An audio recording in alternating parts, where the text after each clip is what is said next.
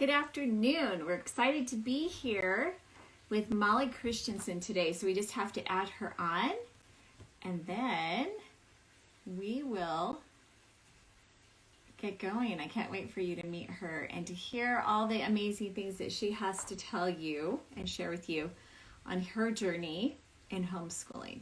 Yay! Yes, and it worked. Yay! I know. Technical stuff is so good when it works, but it's a little bit of a learning curve, isn't it? Yes, for sure. Yeah. So glad to have you on here today. I was just going to do a little introduction and then we can jump into all the questions and everything. Is that good? Yeah, sounds great. I'm excited to be here. Good. We're excited to learn from you today and gain a little bit of extra wisdom. So it's good. And hopefully everybody on here and those that listen later on will also be able to get nuggets that are good for them, because don't you think that's what happens, right?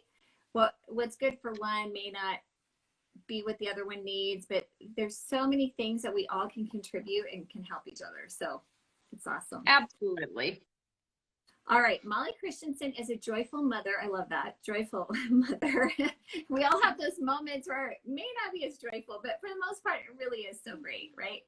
A joyful mother of 7 amazing children. She earned her degree in mechanical engineering. Wow, can I just say? And since then, she has found great passion in being a mother and homeschooling for the past 20 years. She has founded multiple homeschool co-ops, written mounds of curriculum, taught classes to youth and adults. She is the owner of Building Heroes Academy, which offers a new way to educate and raise leaders in your home. And she is the author of How to Get Everything Done. That is huge when you're a homeschooling mom. She is passionate about sharing her love of learning and encouraging others on their journeys to greatness. That's so awesome, because we all have our own journeys, don't we? So, yeah. And you have yours. In all the things that brought you to homeschooling and to where you are, can you just share a little bit about what inspired you to homeschool? Yeah, for sure. You know, when I was growing up and when I was in high school, my younger brother actually asked my mother if she would homeschool him when he was in 7th grade. And this was way back when this wasn't really that popular. Right. And he was just struggling in school and she didn't really want to do it, but she decided to do that. And so my parents actually are homeschool pioneers. So you would think that that's why I homeschooled, but it's totally not. Oh, did you not think it was cool? I thought it was terrible. It's funny how our perspective changes, right? Yes, totally. Because I thought, why would I want to stay home with my parents all day who are getting mad at my siblings to make them do their schoolwork? That's the impression I had. Right. And I did not see the possibilities. So when my oldest son was about 4, I started getting this thought that I needed to homeschool him. And I said, nah, no way. I'm not doing that. Because first off, I'm way too disorganized. I'm a complete mess. And I don't even know where to begin with that. I don't know what to do or anything. And I would always joke, rocket science, that I can do. Teach a 5-year-old, maybe not so much. That's actually pretty funny. That was where my comfort zone was. So I didn't actually homeschool him that kindergarten year. I sent him off to kindergarten, but it was still in my heart that I needed to homeschool him. And as I watched what they did, I started to think, that's not so bad. Maybe I can do that. So that's how I ended up on the homeschooling journey. And so in 1st grade, I did take the plunge. I pulled him out to homeschool him, and it was rough.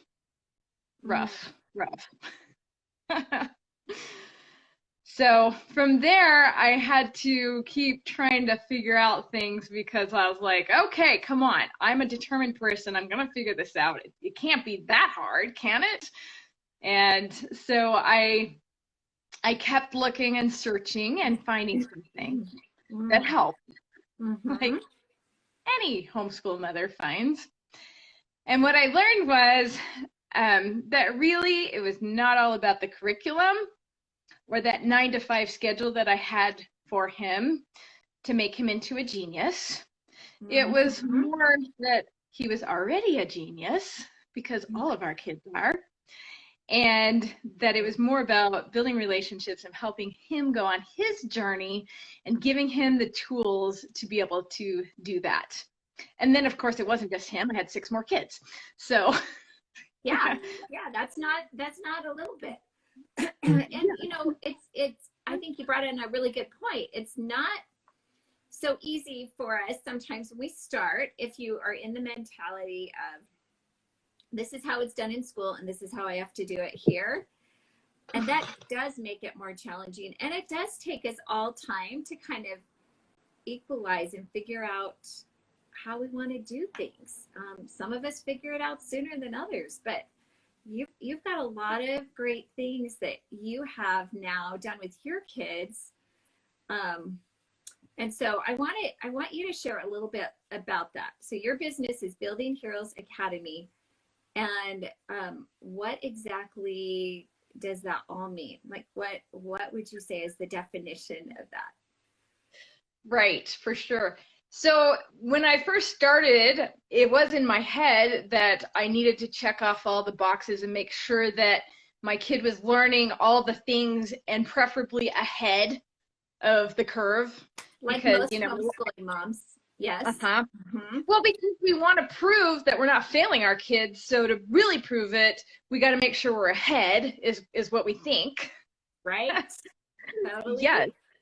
So what happened to really change my mindset? Well, there were multiple things, but one of them was coming across the pattern of the hero's journey. And for English majors and people in business or maybe movie making, you may know that pattern of the hero's journey.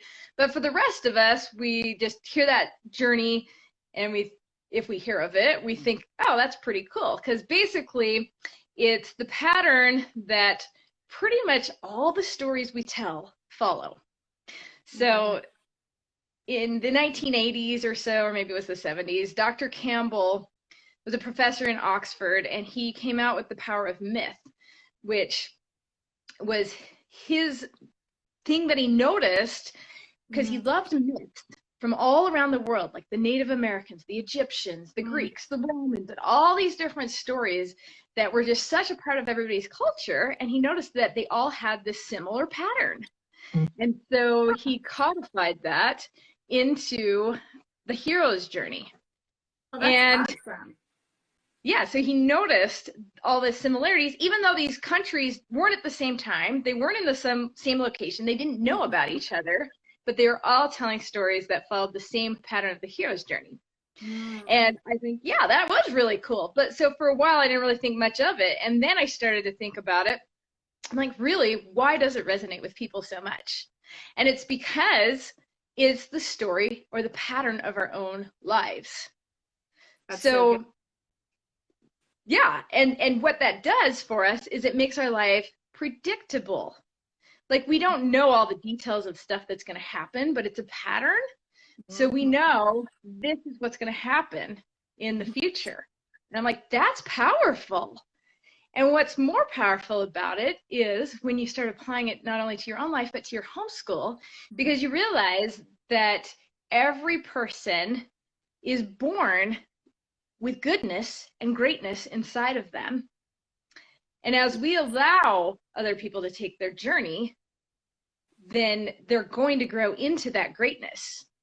But sometimes we try to make them take the journey that we think they should be on, or society thinks they should be on.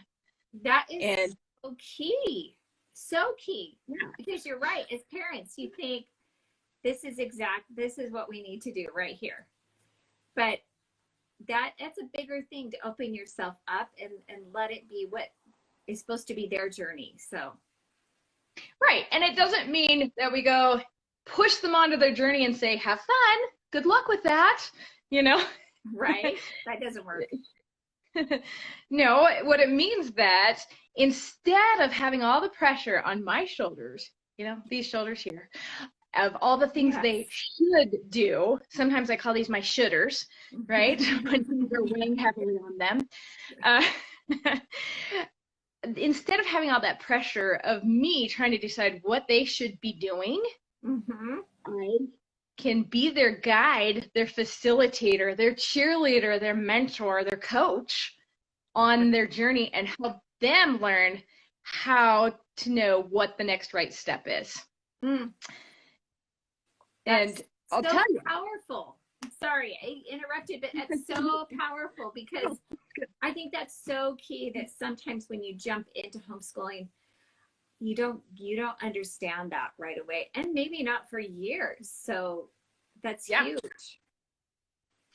Yeah, because what it did is it took off the pressure off me to say, I'm failing because you're not in algebra in 7th grade or whatever. You know, we have these standards in our head that we think that they have to be at, but really when we allow them to learn and grow at their own pace and we teach them about who they are and how to make progress in life, then that's so empowering for them and for mom, because all of a sudden it's not like I'm giving up on them, but now all I have to do is just be like, wow, this kid is amazing. I just have to stand out of the way. And sometimes they will still have struggles.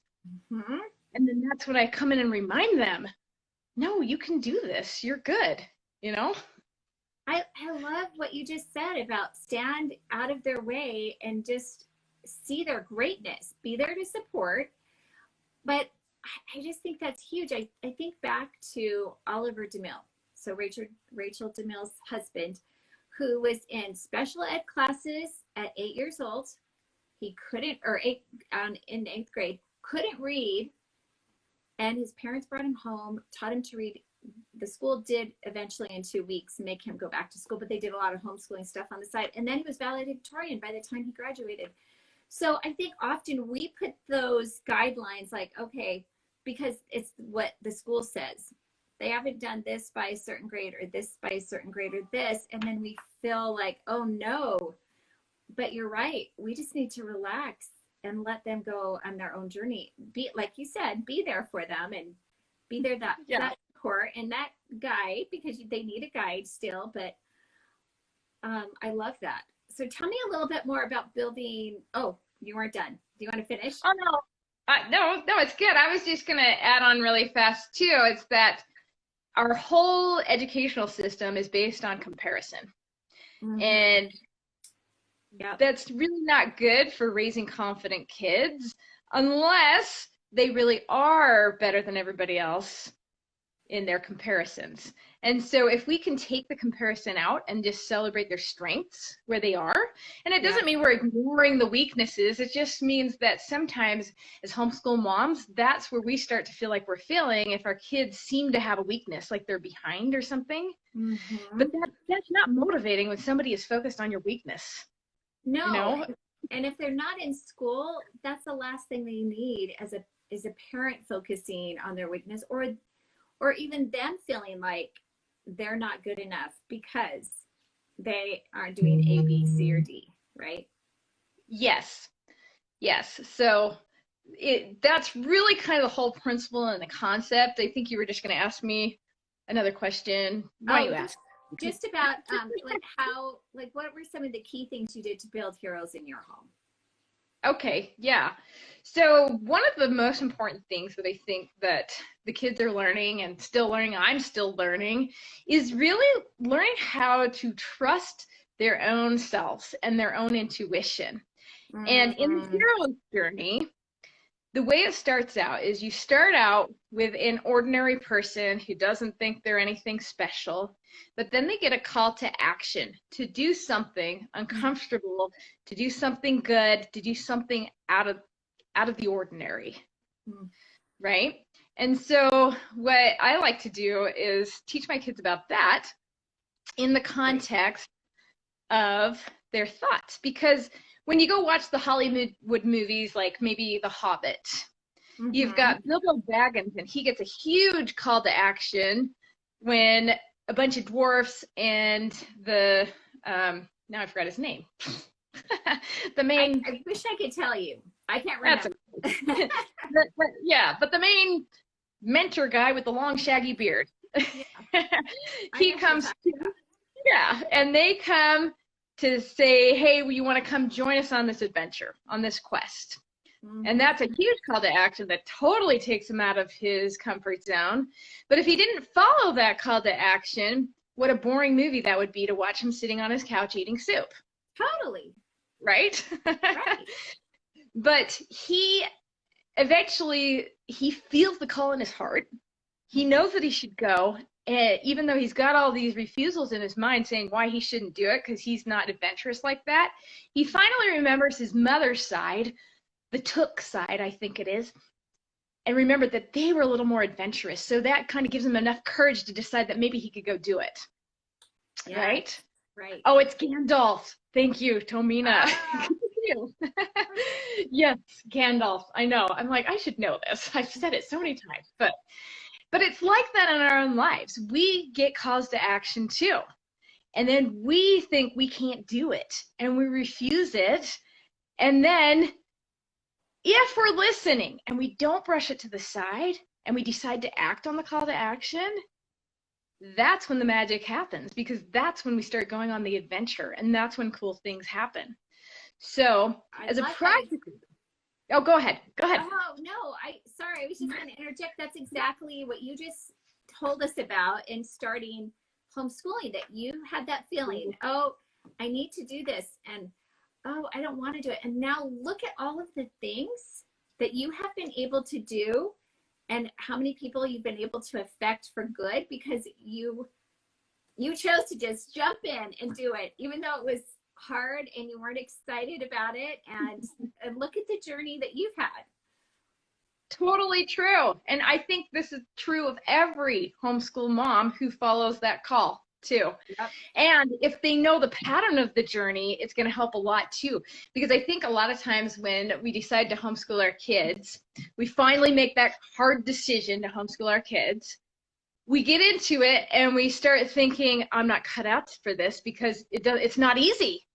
And we have issues come up and we see all these other moms that look like they're doing it all so perfectly on Pinterest and Instagram. Right?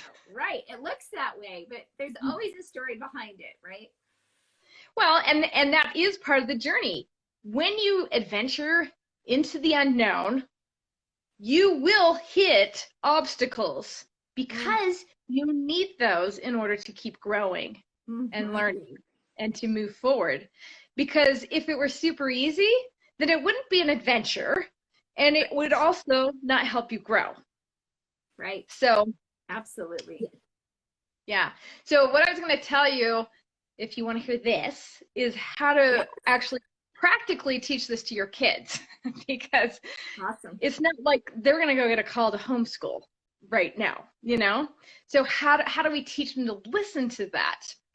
And so what I discovered is actually really just starts with being aware of what you're thinking. And when you hear every day little calls to action to do good. And for me, I realized that a lot of times when I would get these thoughts to do something good, I would come up with refusals like, oh, I don't have time for that, or that person's going to think I'm weird, or, you know, whatever. I could always come up with great excuses, and then I wouldn't do it. And as soon as I started shifting to listening for those calls to action, and then I would actually listen for the refusals too. I find that if I get 3, I know I'd really better act on it. I'd better do it. That's really good to share with others though too, because I know we all do that. And that just kind of, that's a good accountability thing to just remember. Okay, if you've heard it a couple times, you better listen. I mean, hopefully I can get better and not have to get 3 refusals, but it usually takes me, they usually come pretty fast. So, but then that's kind of the pattern that I've noticed for me that will wake me up and say, oh, that is a thought I really need to follow. That's a call to action. And I know that if I follow that call to action, then I am going to, I don't know, have an adventure or something, even if it doesn't go like I think it will, and I'm scared to do it. But it's going to be good for me. And what it's going to do is it's going to help me hear more of those calls to action. Agreed. And that is how we teach our kids.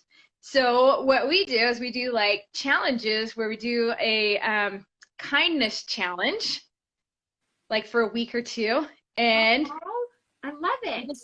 if you think of something good to do, and I tell them about the refusals, you might not want to, maybe it's for your brother that you're mad at, Mm. and you don't think he deserves it. That never happens at your house, does it? Come on. Anyway, but as we do these little challenges, we don't do them all the time. We'll do them periodically. It just really helps the kids tune in to knowing that they are good because they have these good thoughts and that they have the power to choose to follow those things that are uncomfortable and hard, but are good for them and good for the people around them. That's so great. And so, yeah, that's really a huge thing in helping your kids become the people that they're meant to be. I mean, I call it building heroes because the type of hero I'm talking about is the kind that is courageous enough to stand up for what is good. And in this world, that's big. People are confused. And that's so big, and it's huge, and it's hard. And so if they can learn to have the power in doing that, just think of that ripple effect, right? Throughout the world with the moms that can teach this and help their kids be that change for good in the world. Just think of all the things that it could change. I love it. I love that. So that is what I'm passionate about, is helping people know how to stand for good, because I think there's a lot of good people out there. I meet good people every day and it is awesome, but I think a lot of times the people who want to stand for good stay silent because they don't want to make waves. They don't want to be rude. But we can absolutely stand for good and what is right and still be kind. Yes, it's totally possible. And I think the world needs us to not play small, that we need to stand up and do all these things you talked about and not play small, because there are great things happening and great things that every single one of us can do. So I love what you teach. I love what you share. I went through pardon me? I had a call come in on my phone. oh, that's okay. But I went through your website and things today, and just so impressed with all that you've put together. I mean, it's so impressive, and how you are just making a change for good. So that brings me back to, you have 7 children, you homeschool, you have a business. Really, you have kind of a couple different components to your business. How do you get it all done? How do you actually do all I wrote a book. I wrote a book. I love it. In your spare time, why not, right? Right. I actually changed the title of my book slightly. I put a little asterisk in there, so it said how to get everything important done. I think that's smart. What it is like there's a lot of things I do not do. But when you start getting really clear on who you are and what your mission is in life, you get a lot more productive, and you still waste time sometimes because you're human. Right. But really what it is, it's because I just know that this is why I'm here on earth, is to help other moms, my own kids, learn how to stand for good and teach their kids how to stand for good. And as I've gotten more and more clear, things just come together more and more easily. People show up to help you, and you don't have to do it all yourself. And it is really an amazing part of the journey, because it is part of the pattern. Because at first, when you start on the journey, you're just like wandering around saying, what am I doing? And you have people coming up to you saying, what are you doing? And homeschool is weird and all this stuff.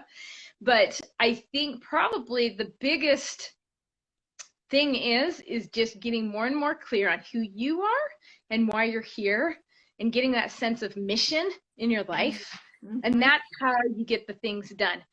It's also helpful to teach your kids this concept, because then they become more self-reliant as well, because they wanted to be in charge of their journeys too. That's powerful, because you're right. When you know what your mission is and you're focused on that and you're excited about it, it's amazing how that kind of direction brings all sorts of things into your life, right? I mean, it just draws experiences and people and opportunities into your life that you could have never imagined if you hadn't taken those big steps. Yeah, totally. And I could totally see that you've done that. And I love that you're teaching your children so that they can continue that on in their life. Yeah. Yeah, for sure. And you know, the funny thing about that too, it's like, oh, your children must totally get this and they must be perfect. And I'm like, no, I'm doing my best to teach them, because they're going to learn at their own pace, right? And that's what I have to remember. But they are, you know, they have their strengths, they have their weaknesses like all of us. Mm-hmm. But the other thing too, I think that helps is that I'm setting the example and leading the way, definitely not perfectly, but because they see mom getting out of her comfort zone, mm-hmm. mom doing things that maybe she doesn't really love, although now they think I do. Because you do it so often, right? Yes. Yes. Yeah, that empowers them to feel like they can do it too. And that's really my biggest why. I love it, because you're right. We have to model to our kids. And I can even say, where I'm at, grandkids, it just never stops. You model it to your kids, you model it to your grandkids, you model so many different things. And so the things that you do matter not only to you, but to everyone else. Yeah. And I think too, you know, back in the day, I would hear all this stuff about people living their mission, and I was so busy changing diapers and trying to keep honey off the floor and find matching shoes. And, you know, there's definitely times and seasons. Mm-hmm. But what I do want to say is that following those little calls to action, anyone can do in any stage of life. And the better you get at those, the bigger ones come. Yes, when you're ready. So I don't think you have to put a lot of pressure on yourself saying, oh my gosh, I don't have a mission in life. I'm like, yeah, you do, because you're raising the kids. Mm-hmm. And in the meantime, you just are practicing following those little calls to action. Because I have found that any call to action that I get mm-hmm. is one that I can do, even if I don't think I can. There is a way. Yep. Yeah. That's so right. So good. Such a good reminder. Thank you for sharing all that. And I just feel like every time I do different interviews, I learn so much. It makes me want to do it all over again in some respects. Yeah. You know, you're like, oh, that's so good. I want to implement that. And I want to implement this. But so you have a homeschool curriculum that helps heroes in your home. And you say that only takes an hour a day. Wow. How can that possibly give your kids a good quality education? I know, right? Yeah, and I even said when I started out, I really was having my first grader doing homeschool probably for 7 or 8 hours a day, which was horrible for both of us. Don't do that. Yeah. But you get this curriculum and you think, I have to get through the workbook. I paid good money for this. You will do this, kid. That's right. And you're going to have fun doing it.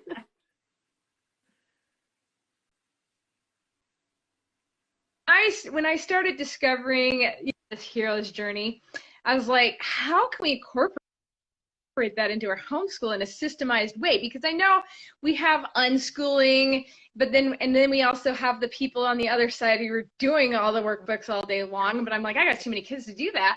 I wanted a happy medium there. And I thought, can we flip the model so we're not focusing just on getting the academics in, but what if we focused on building the character, the kid themselves? And so, but we also have to have some academics here too. So I went and I read all the Common Core standards, well, most of it, because I wanted to know what the big to-do was. And I looked at all the subjects and all the topics they wanted our kids to know, and I thought, these are great. these can be so interesting and fun to learn. The problem I had is I don't want you to tell me when they have to learn it because that's when we start feeling the push. You know, we have to know it by this time. So I found out that we could cover all the topics from K through 6 in just 5 years in an hour a day. And we could do it in only an hour because we're focusing on the kid themselves. So when we learn the stuff together, it's relevant because we make connections to success principles and why it's important. So when you make things relevant and when you also use modern neuroscientific, I can't think of the word here, but you know, when you're learning, there's ways your brain works better to learn things. Pathways. Okay. Yes, sorry, I'm thinking of the wrong words here. But modern neuroscience tells us that kids learn best when they're interested, tells us that it's kids learn best when they're playing, when they're doing, and with books, real books, not textbooks. This is why the public schools have to repeat so much, is because they're using workbooks and textbooks. You can learn through repetition too, but repetition just means you have to do a lot more. You have to repeat it more. So if we can get our home into a space where the kids are loving learning and they're enjoying it, they can learn it so fast because it's relevant and they will remember it. So that's really what we put all into this curriculum. Was we started off with principles of life, and then we tied that to the academics, and then we put in fun activities so it'd be way fun. And it really does make it so that you can just learn together in an hour a day. Now after that, the kids do need repetition with some things. So you could practice like typing and math facts and stuff like that, but that doesn't have to take long. Maybe 10-minute practice sessions for whatever the kid is ready and willing for. So it takes off so much pressure, and you're building the relationships, which is big, and one of the biggest things. And you're empowering your kids, and you're tying everything back to life and the hero's journey and how they can apply it to themselves. I love that. I want you, when we're done here, to tell everybody, well, maybe you just tell them right now. Tell us your website so that they can go and check it out and look at your curriculum and see what you have to offer, because it looks like so many amazing things from what I saw. Yeah, sure. I'd love to do that. So my main website is buildingheroesacademy.com, and you can find more information on there. And then I do also have a product that I just launched this weekend, and so it's 50% off, and it's a great way to get started. It's called the Character Training Toolkit, and you get it for like $18.50 because it's half price. Cheap. But I know, and if you buy that, then you will also get another offer for my curriculum at a lower price than in my store. Oh nice. Okay, so where do they go to find that link for? And so that one is at character.buildingheroesacademy.com. Okay.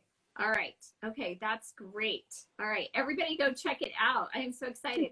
So I have a couple more questions. What is the most important thing that you think you've learned in this journey? That's probably big for every single one of us that are homeschooling moms, because we all come away with lots of things that we've learned. But what would you maybe say is the biggest thing that you've learned?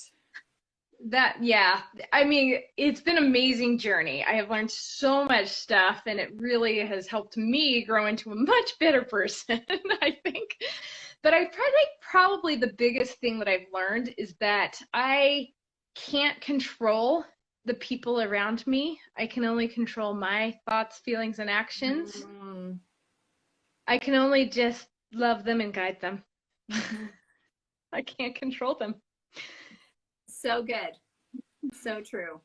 That is the truth. So I think that's really powerful, because sometimes, I don't know, in a school setting, we get so used to this is the way everyone has to do it. It's a little bit of a controlling thing. And to pull out of that and realize that is where greater happiness lies, when you can pull back from that. And let people be who they are. Yes. and embrace who they are in Yeah.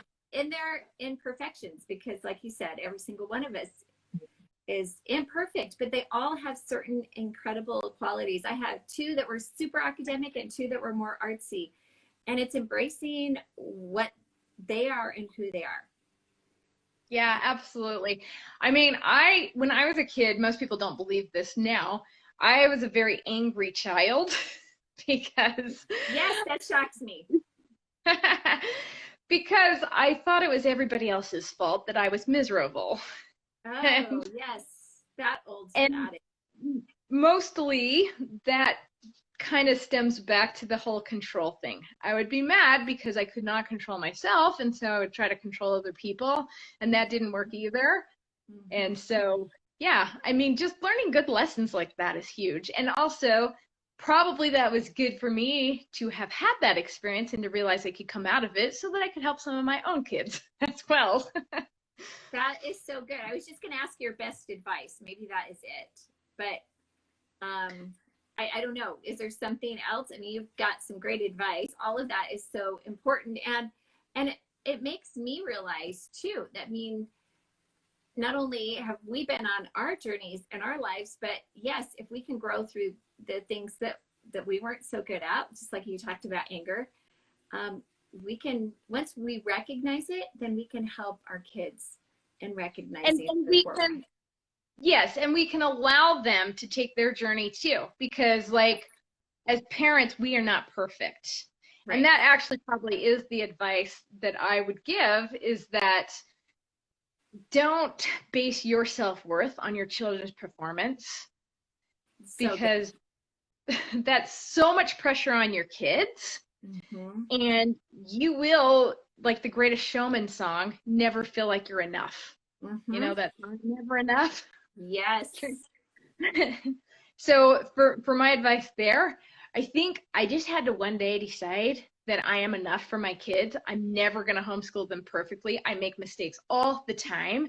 Luckily, I can apologize and I can try to do better. But I think just deciding that you are enough for your kids is so important. And you can't just decide that one time. You Mm-hmm. have to decide it pretty much every single day, if not multiple times a day. I was going to say yes, probably many times. Yes. Yes. And so if you decide that you are enough, it actually changes things because now you don't have to live in that story of I am failing my kids.